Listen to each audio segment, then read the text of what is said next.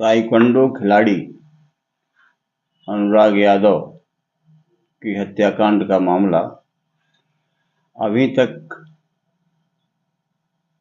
रोशनी में ही है। बहुत ही तेजी से लोग उसके यहाँ आ जा रहे हैं।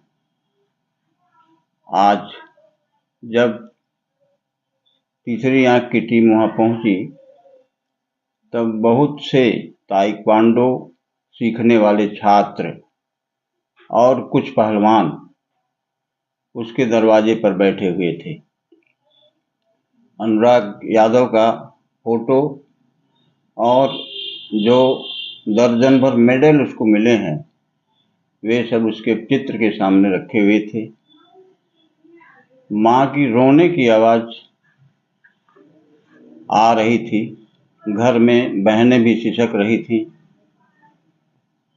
लोग अब भी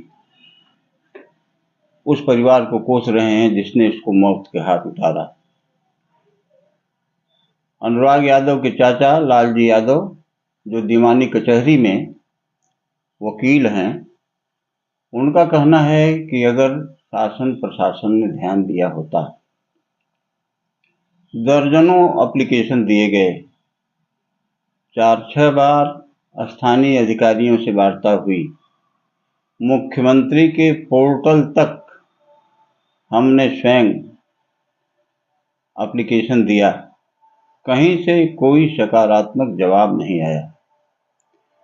स्थानीय गौराबादशाहपुर थाने की हालत तो यह है कि क्षेत्रीय दरोगा और सिपाही आए दिन आया जाया करते थे और घंटों इसके यहाँ बैठते थे।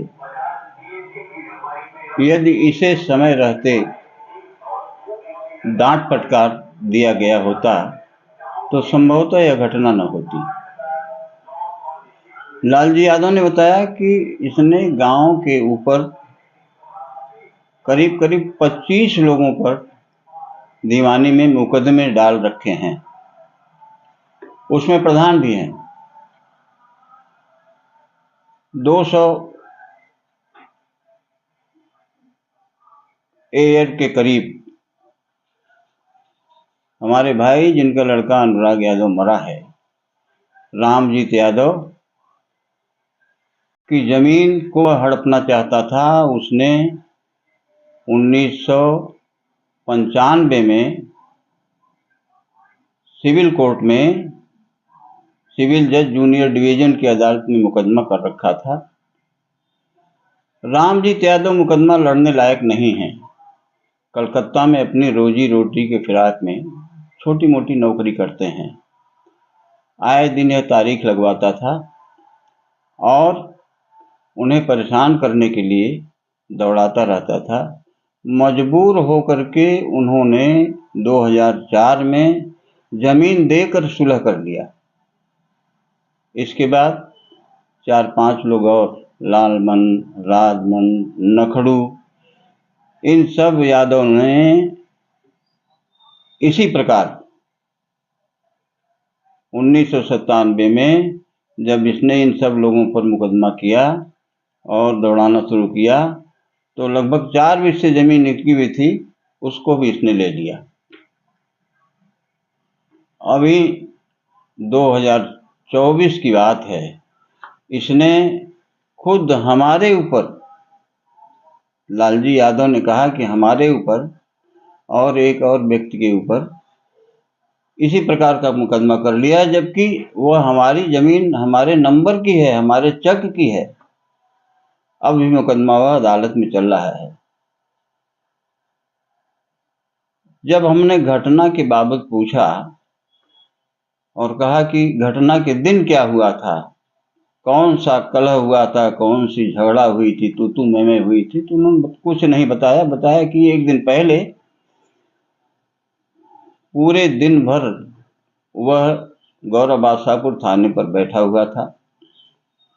वहां से आया, सवेरे 4-5 लोग, जिसमें लालता तो थे ही, उसका भाई, उसके पुत्र, ये सभी लोग बैठे हुए थे। कुछ विचार विमर्श कर रहे थे, योजना बन रही थी। जैसे ही हम और अनुराग दोनों लोग आगे निकले और खड़ंजे पर पहुंचे, वैसे ही इन सबों ने हथियार लेकर दौड़ा लिया। सबके हाथ में कुछ न कुछ था। किसी के हाथ में तलवार, किसी के हाथ में गड़ासा, किसी के हाथ में भाला, किसी के हाथ में कट्टा। लालजी यादव ने बताया कि मैं तो स्कूल की तरफ भागा जहां बहुत लोग खड़े थे, लेकिन यह घर की तरफ भागा। जब बड़ी देर तक मैं घर नहीं लौटा तो इसने सोचा कि कुछ गलत हो गया क्या, और दौड़ करके यह फिर हमारी तरफ आया।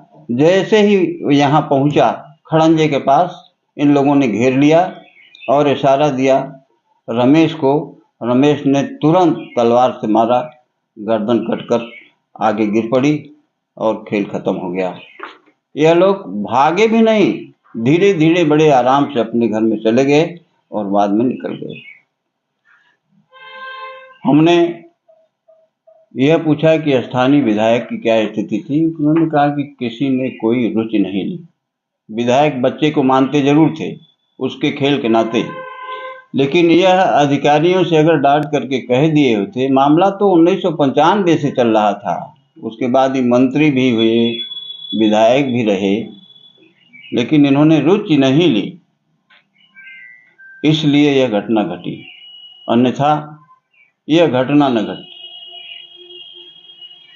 7 दिन बीत गए हैं, लेकिन मां बहनों की आंख से आंसू नहीं सूख रहे हैं। इस दर्दनाक घटना की चर्चा पूरे क्षेत्र में हो रही है।